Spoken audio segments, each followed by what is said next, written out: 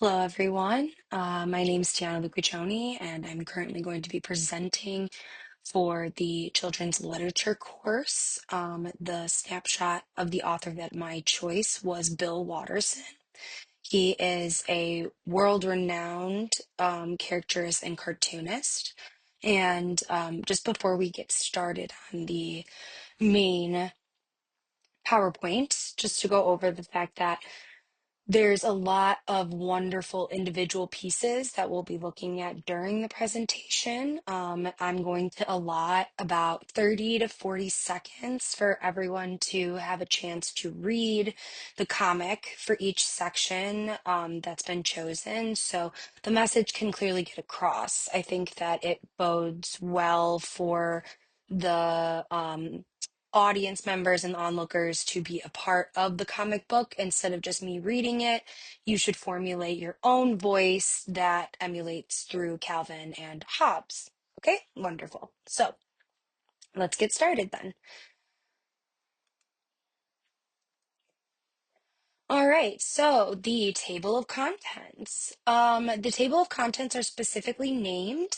They have to do with the title that have been published from Watterson's individual collections that have been taken and bound into specific sections of the collections. They usually run every I'd say 5 years in between, but sometimes depending on how much he wrote for the strips, they would be aligned. Some repeated in different publications, but I grabbed from all of the ones that I grew up with as a kid and that I accumulated over time.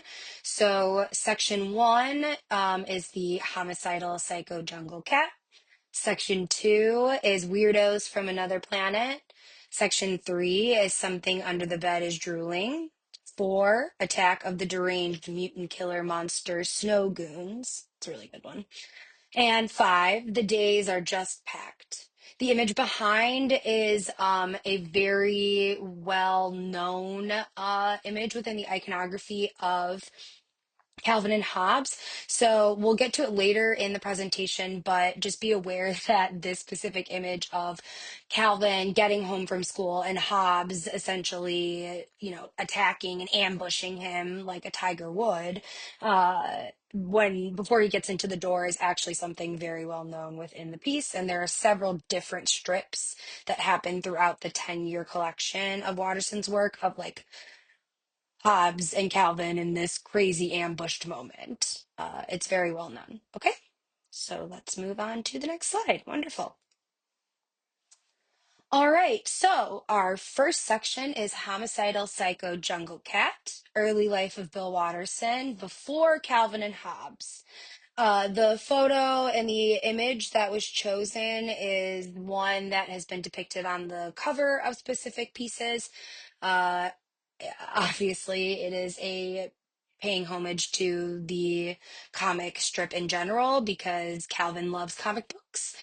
There are a few times that Hobbes actually teases Calvin about taking his comics and reading them himself. So, all right. So, William Boyd Watterson II was born on July 5th, 1958, to James Godfrey Watterson and Catherine Ann Bichtel in Washington, D.C. at the George Washington University Hospital. Afterwards, they were not necessarily always in Alexandria, Virginia in the beginning, but eventually the family does move to Chagrin Falls, which is where a lot of actually all of the stories take place. So this is where we will see our first piece of comic strip. It's one of my favorites, and it actually is the first one that you will get if you happen to purchase the Homicidal Psycho Jungle Cat. This is the first one. Obviously, that's why it says page 5.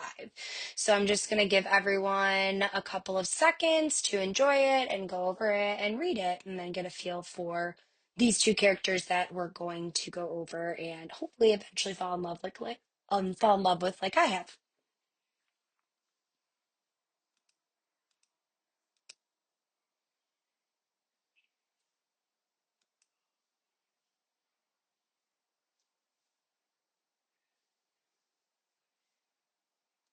Okay, great. So, one of my favorites I really like to point out is the shadow work that Watterson displays within his panels.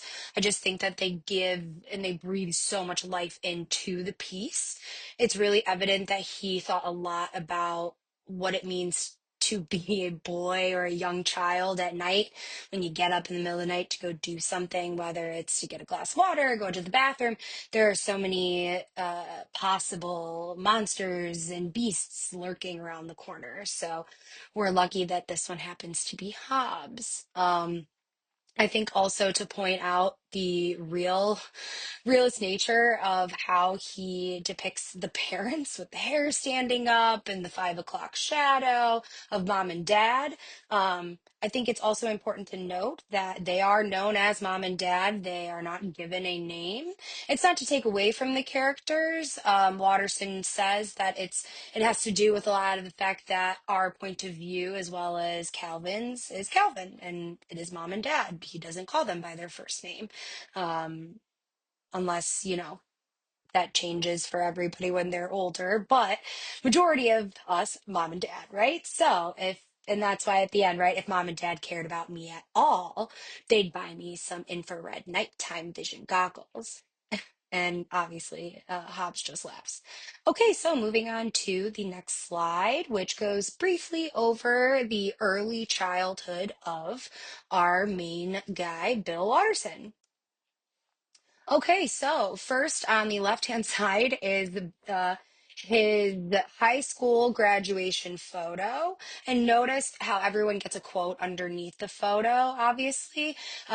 Bill's seems a bit of random jargon. However, there's actually a lot of meaning behind it. So if you look at the words all the way down to, I would say it's the fourth from the bottom, Mooser, Mooser. It was the name of the group of boys that he was affiliated with when he was in high school. They were known as the Moosers. So they were just kind of their own little ragtag team of boys from the neighborhood, as well as his brother. And a few of them are mentioned throughout a memoir and autobiographical, as well as they tend to be more of the spokesperson for Watterson because he's more of a private individual, even though although they have his blessing to do that, which is wonderful. So, Bill Watterson. The image on the right-hand side is Pogo. So Pogo is a very world-renowned, famous cartoon character developed by Walt Kelly, and Pogo was one of Watterson's main representation of inspiration when he was just starting out to be excited and learn about cartoons and essentially dip his toes into the world, which would later become his entire thing. So, once his younger brother, Thomas Watterson, was born, the family, like I said, moved from Alexandria, Virginia to Chagrin Falls, Ohio. It's where his parents lived till their dying day. His father passed away a couple of, I'd say about 2 decades ago, and his mother actually passed away in 2022. So, according to his parents, Bill was not a rambunctious kid. He was a conservative child. His father, James Watterson, told the Cleveland Plain Dealer.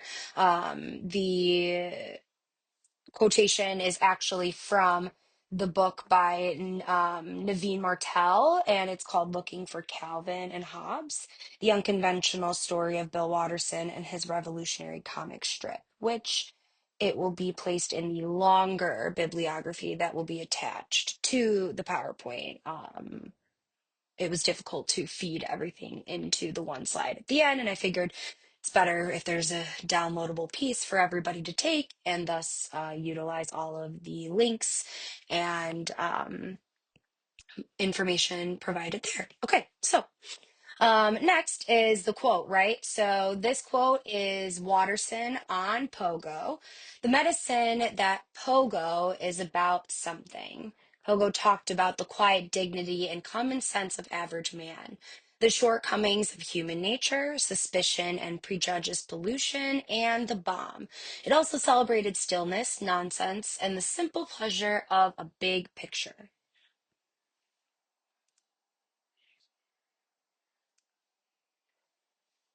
Okay, so moving on to Watterson's next major inspiration, which I think we all will identify with this one more and recognize this one more, Snoopy and the Red Baron, also known as Peanuts. So, Charles M. Schultz is a huge, like I said, inspiration for him. Um, and the Peanuts ran from 1950 to 2000, and the longest and largest cartoon series. So, Schultz's Peanuts, at a young age, Watterson started reading cartoons, prying into his father's collection of Schultz's famous gang of characters, Peanuts. And in the fourth grade, Watterson sent a letter to Schultz, which the author wrote back to Watterson's surprise. And the young cartoonist, which was so excited, it really helped further his growing love for cartoons in that space. Okay, so on to the next slide. All right, so this one is specific, and I think I really enjoy this slide. A lot has to do with the fact that we see really the direct correlation between Watterson and Calvin's life, which sometimes there's a lot of similarities, and other times not so many. A lot of the differences really arise within Calvin and Watterson and who they are fundamentally. But the environment and everything is very similar and was heavily inspired by where Watterson was raised in Sugar Falls. Here we see an image, a Google image of the family's home. And then on your left-hand side, it's a really great just vision of what Calvin and his sarcastic nature is, but also his ingenuity. But you can see that the window that he's sitting outside of is the window up on the furthest right-hand side. So it's kind of amazing. One would assume that that's probably where Watterson's room was, but it's not confirmed. So sooner or later, she's going to have to question whether this is really worth the trouble. One would assume that it's his mother and mom coming to find him, and most likely to do something that he really just doesn't want to do, which is kind of an amazing theme that is consistent within the space of Calvin's world. The next one on the right hand side, it says, I can't tell what it is, can you? It doesn't look like anything from here. Obviously, this is a bird's eye POV point of view of Calvin and Hobbes hiding kind of on the other side of the house, and they've really walked an entire image of a looks like a dinosaur eating the house. So his family was very encouraging of his artistic streak. His parents bought him a drawing table, while his mother constantly volunteered to be his test audience of one. By the seventh grade, Watterson knew that that this is what he wanted to do professionally. Once again, this is from Naveen Martel's work, looking for Calvin and Hobbes. So yeah, let's move on to the next slide. All right, so this imagery is a really wonderful, just overall awareness, I think, of how much he is able to capture lifelike imagery within the cartoon nature of Calvin's world. So what Calvin is holding is actually the popcorn shop within the downtown space of Chagrin Falls. And so in high school, Watterson wrote a paper titled Drawings of Chagrin buildings in the downtown area, late 1800s and the present, which is now in the possession of their historical society within their repository. And yeah, which is amazing that they are so keen on being aware of the importance of his work prior to Calvin and Hobbes. Excuse me. This imagery was the precursor for Calvin's adventures within Chagrin Falls, Ohio, and the infamous illustration, like I said, of Calvin as a giant taking over the town. It actually is featured as the back uh, cover of one of the main books, The Indispensable Calvin and Hobbes, which I have the 2013 edition that was specifically from Barnes and Noble.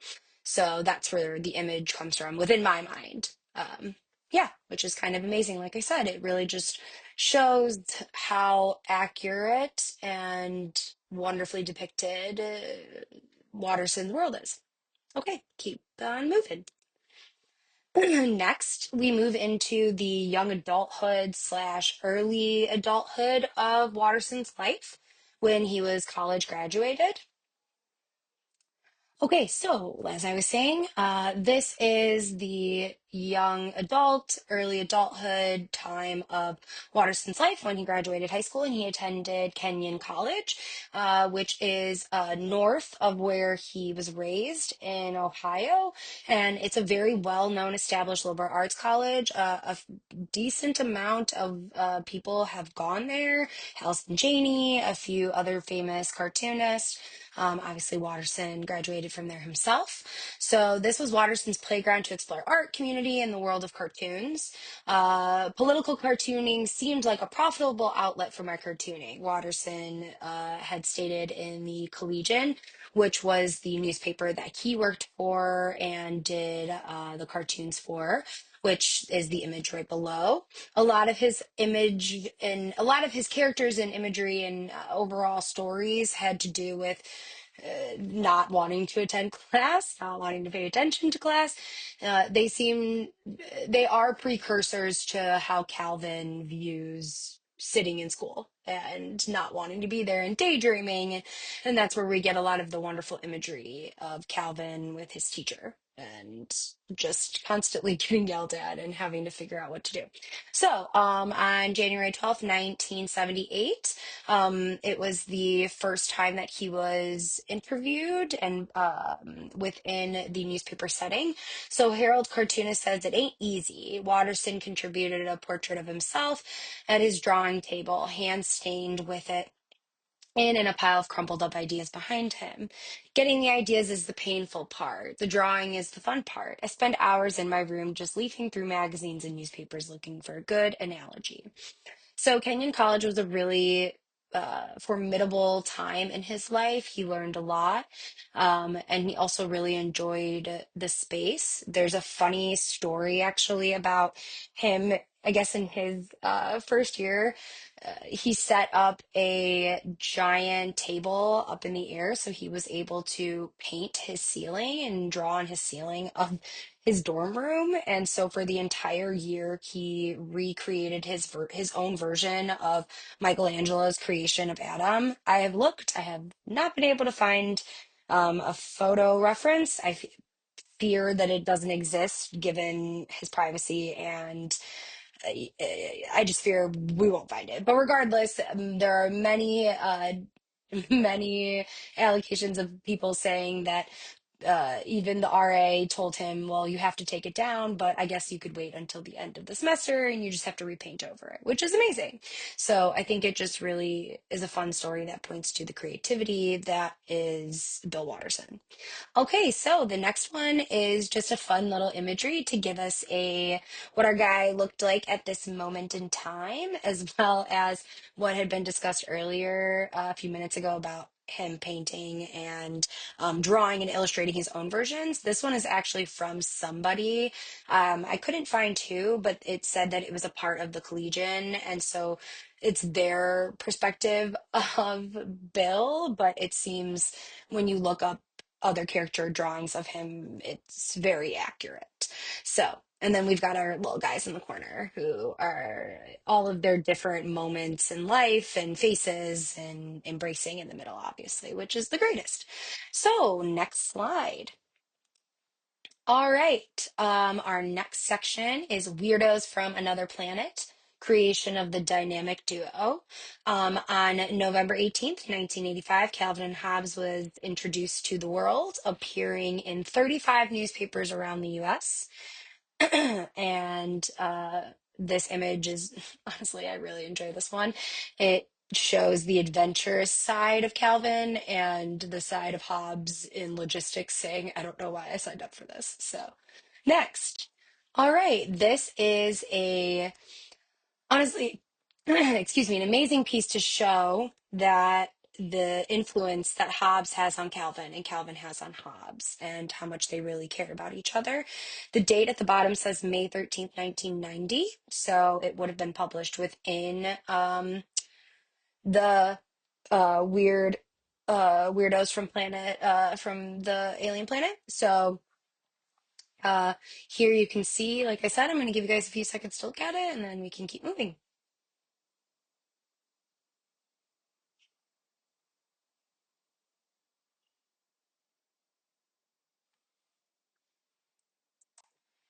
All right, our next slide has to do with the documentary, Dear Mr. Watterson. The link is attached in the bio, and I think it's important for everybody to take a look at it, truly. Um, It is a really great, like it says, and it's an exploration of Calvin and Hobbes and the people that have surrounded it. Naveen Martel, who did the bio on Watterson, is in it heavily. And we get to see where he grew up and people involved in his life. Also, other artists talking about him. Seth Green is in it. And Robot Chicken, obviously, he's really well known for. So I think it's a really great thing for anybody to watch, especially if you want to see a visual audio representation of the work. The strip right here is one of my favorites. It's a great one. I think it says a lot about, even though he strayed away from the political side of cartooning, it kind of always kind of came in certain moments like these for Calvin and Hobbes.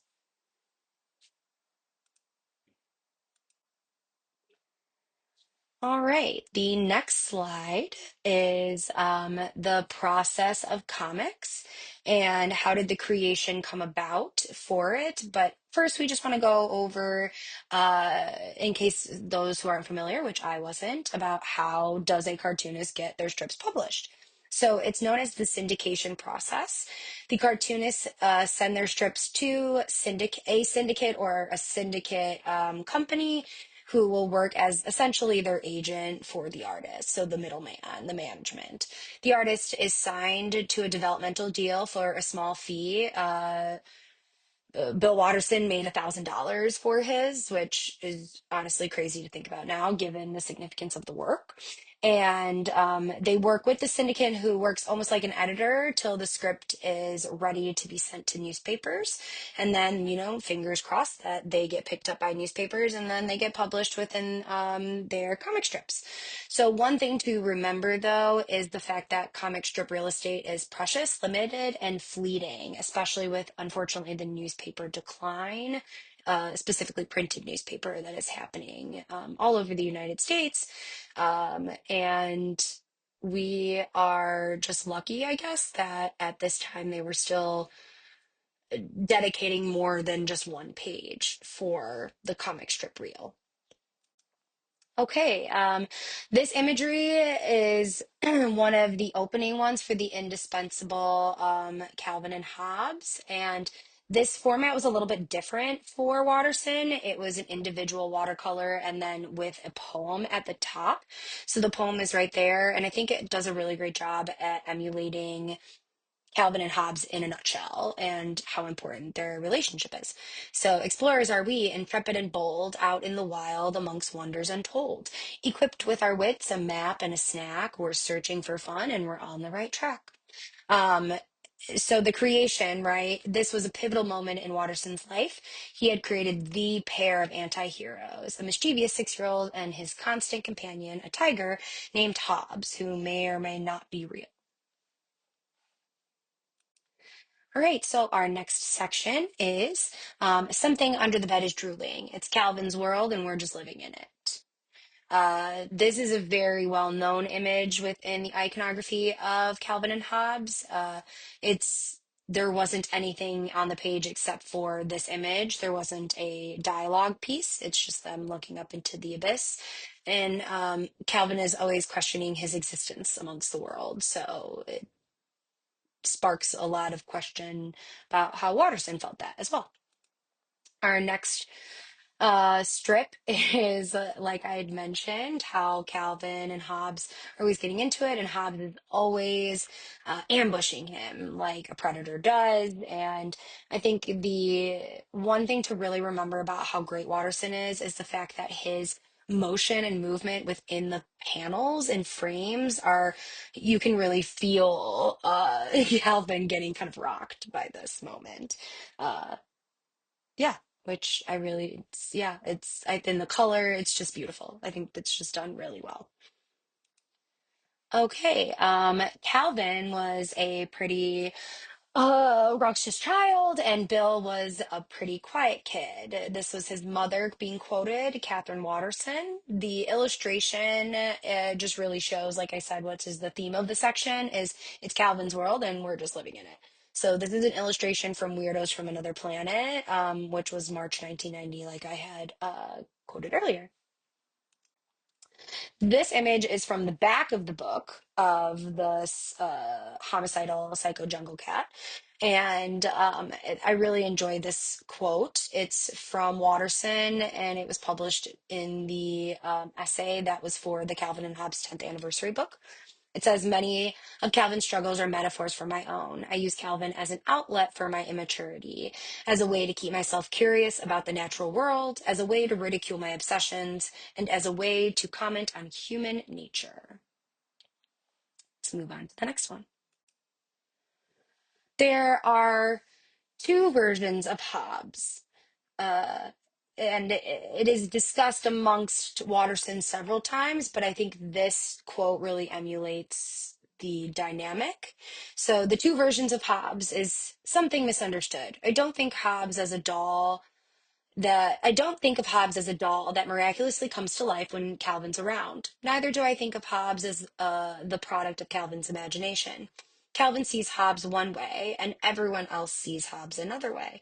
I show two versions of reality, and each makes complete sense to the participant who sees it. Like we had mentioned earlier about the POV, the point of view is Calvin's, but there are moments where that's broken, and it is more of the adult's point of view. So it's a strip about a family, a familiar universal setting that's easy to identify, which is why the rural America, Midwest vibe of Chagrin Falls really just plays really well in the development of the story. So next is, right, so it's Calvin's world and we're just living in it, and Hobbes is at the center of that world. So this image right here is one that's very well known. There are a lot of beautiful fall aesthetics within Watterson's world, which makes sense given where he grew up in Ohio. So this quote is from him during an interview with Honk magazine. He said, I hate to subject it to too much analysis. One thing I have fun with is the rarity of things being shown from an adult's perspective. When Hobbes is a stuffed toy in one panel and alive in the next, I'm juxtaposing the grown-up version of reality with Calvin's version of inviting the reader to decide which is truer. Okay. So it is based on his tabby cat, which is amazing. And I think that that just really, like I said, plays into how wonderful he is. This is the next piece. It has a lot to do with Susie and their moments together. So Susie is earnest and serious and smart and the kind of girl I was attracted to in high school and eventually married. It is his wife, Melissa, basically in a nutshell. That is what he has mentioned. And the last name Durkin comes from her childhood dog. So, this image, Attack of the Deranged Mutant Killer Monsters and Snow Goons, Success and Critique, Watterson and his comics. So, here's another one about, it's a bit political, like I said before. And then here are some of the brief accolades that Watterson has achieved. So, Watterson became the youngest person to win the Reuben Award after 10 years of the comic. Oh, it was being published by more than 2,400 newspapers at the time. And now there's more than 23 million Calvin and Hobbes books that are in print, and 14 book collections have been sold, 1 million copies within the first year of publication. Finally, the days are just packed, bibliography and more. And here is the bibliography, and just with a little added extra moment, the truth is, most of us discover where we are heading when we arrive. Our little philosophical man that is Calvin. Thank you so much, and I hope you'd enjoyed this.